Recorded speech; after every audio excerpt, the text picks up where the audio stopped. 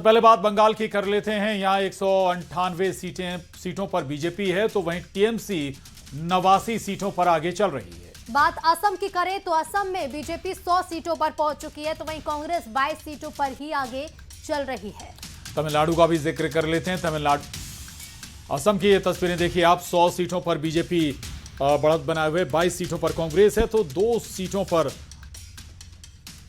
दूसरे दल भी नजर आ रहे हैं। और ऐसे में देखिए बंगाल की बात कर लेते हैं, क्योंकि यहां पर चुनावी परिणाम जो हैं वो काफी हैरान करने वाले हैं। असम में जहां बीजेपी ने कमाल कर दिया, तो पश्चिम बंगाल में भी इतिहास रच दिया और 198 सीटों पर बीजेपी पहुंचती हुई नजर आ रही है।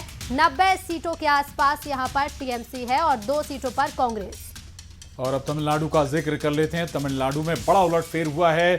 तमिलनाडु में सुपरस्टार विजय की पार्टी 104 सीटों पर आगे चल रही है, डीएमके और उसके सहयोगी 73 पर, एआईएडीएमके और उसके साथी 57 सीटों पर आगे चल रहे हैं। इधर बात केरलम की करें तो देखिए केरलम में एलडीएफ 35 सीट पर आगे है, यूडीएफ 100 सीटों पर आगे है और उधर पुडुचेरी में बीजेपी फिर से सरकार बना रही है। केरलम में देखिए बीजेपी जहां 3 सीटों पर है, अन्य के खाते में 2 सीट। सबसे ज्यादा यूडीएफ को जाती हुई सीट है 100 और एलडीएफ के खाते में लगभग 35 सीटें जा रही हैं। तो ये 5 राज्यों का लेखा जोखा है और आज तस्वीर साफ हो गई 5 राज्यों की, जो बड़े राज्य जहां पर सबसे लोगों की निगाहें टिकी हुई थी। पहला बंगाल, तमिलनाडु, केरल,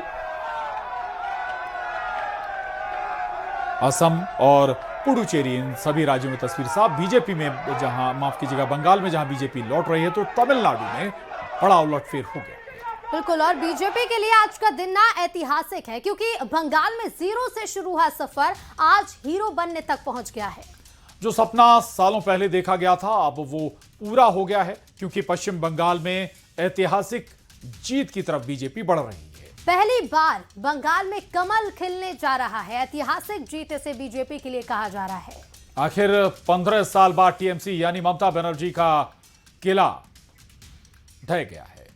ममता बनर्जी का कहना है कि एसआईआर के जरिए हुई वोटों की चोरी की गई है और उधर असम विधानसभा चुनाव में बीजेपी हैट्रिक की तरफ बढ़ गई है। और बंगाल में ममता दीदी का किला फतेह करना बीजेपी के लिए आसान तो बिल्कुल भी नहीं था, क्योंकि ये मेहनत एक दिन की नहीं बल्कि सालों मैदान में डटे रहने का परिणाम है, जो बंगाल में आज एक नया इतिहास लिख रहा है। और अगर आंकड़ों पर नजर डालें तो साल 2001 में बीजेपी ने बंगाल की 266 सीटों पर चुनाव लड़ा, लेकिन एक भी सीट जीत नहीं पाई। वोट शेयर भी यहां 5% के करीब ही मिला। साल 2006 की बात करें तो 29 सीटों पर प्रत्याशी उतारे गए और कोई भी प्रत्याशी नहीं जीता। उल्टा वोट शेयर भी घटकर करीब 1.93% रह गया, यानी 0 के बराबर। लेकिन बीजेपी ने फिर भी यहां उम्मीद नहीं खोई और अपना प्रयास जारी रखा। 2011 के जब चुनाव हुए तो फिर से बीजेपी मैदान में उतरी और इस बार 289 सीटों पर मैदान में उतरी बीजेपी, लेकिन इस बार भी बीजेपी को निराशा ही हाथ लगी, यानी फिर जीरो। लेकिन वोट शेयर 4% पहुंच गया और बीजेपी के लिए साल 2016 का विधानसभा चुनाव बंगाल में एक नई उम्मीद लेकर आया। जब मोदी और शाह के नेतृत्व में यह चुनाव हुआ, इस बार बीजेपी ने 291 सीटों पर प्रत्याशी उतारे और 3 सीटों पर जीत हासिल की। सबसे बड़ी बात यह रही कि वोट शेयर 10% से ज्यादा हो गया और इसके बाद हुए 2021 के विधानसभा चुनाव, जिसमें बीजेपी ने कमाल कर दिया और 77 सीटों पर जीत दर्ज की। और वोट शेयर भी करीब 38% से ज्यादा हो गया। कांग्रेस को पछाड़कर बीजेपी मुख्य विपक्षी पार्टी बन गई। और अब 2026 में बीजेपी ने इतिहास लिख दिया है। पहले कांग्रेस को पछाड़ा, अब ममता दीदी का किला ढहा दिया है। उधर बिहार के बाद अब बंगाल में भी बीजेपी का मुख्यमंत्री बनेगा, यहां भी भगवा लहराएगा।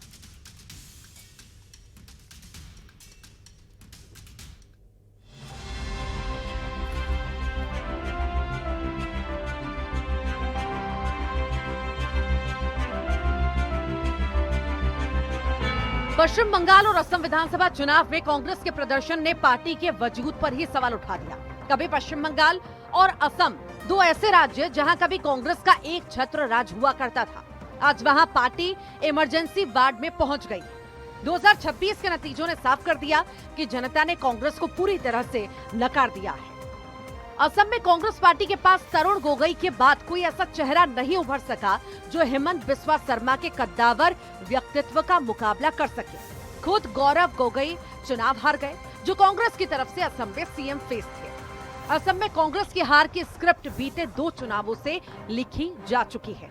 असम में 2016 के चुनाव में कांग्रेस 26 सीटों पर जीती और 2021 के चुनाव में 29 सीटों पर जीत दर्ज की थी। यानी साल दर साल कांग्रेस की जीत का स्तर डाउन होता रहा। देखेंगे कि पूरे प्रदेश में किस प्रकार से काउंटिंग चल रहा है और हर राउंड हर वोट अच्छी तरीके से उसका काउंटिंग हो, उस पर हमारी नजर रखेगी। जी, हम आसाम में आपको देख रहे थे पिछले 1.5 महीने से, कमाल करके आए हैं आप वहाँ पे। नहीं, कमाल तो वहाँ की जनता ने किया है।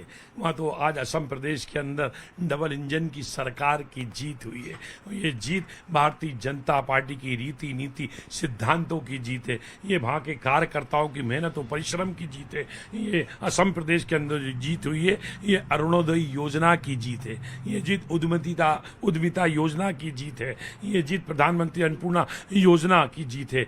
ये जीत है प्रधानमंत्री आवास योजना का लाभ, जो हर गरीब से गरीब को इस योजना का लाभ मिला है। सबका साथ, सबका विकास और सबके विश्वास को डबल इंजन की सरकार ने।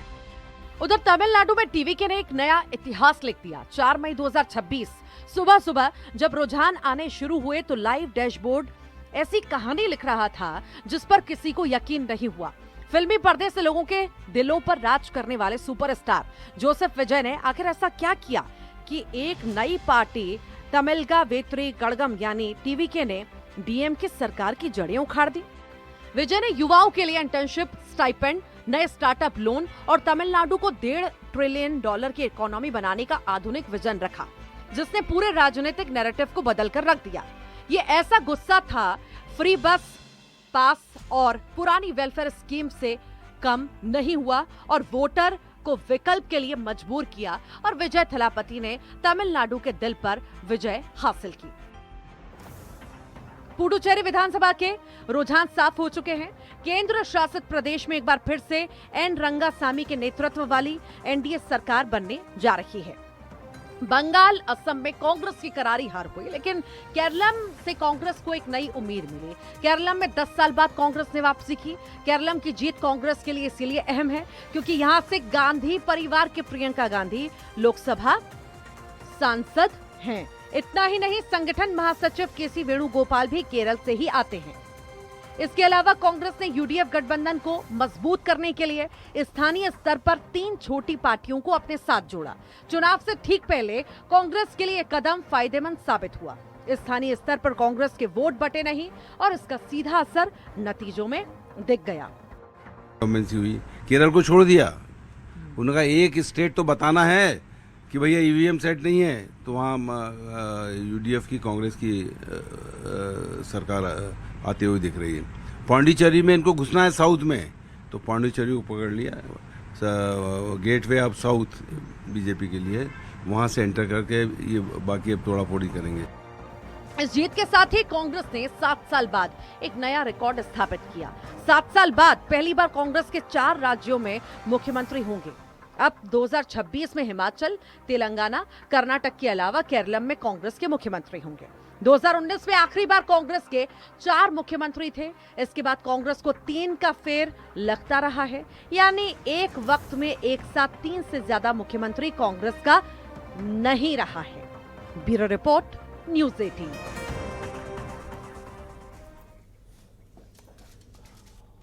और इधर मंत्री कैलाश विजयवर्गीय का बड़ा बयान आया है। पश्चिम बंगाल की चुनावी नतीजों पर बोले हैं कैलाश विजयवर्गीय। उन्होंने कहा है, बड़ा बयान दिया उन्होंने, वो भी आपको सुनवाएंगे। और देखिए, बंगाल में ममता दीदी का किला फतेह करना बीजेपी के लिए आसान नहीं था। ये मेहनत कई दिनों की थी, सालों में मैदान में डटे रहने का ये परिणाम है।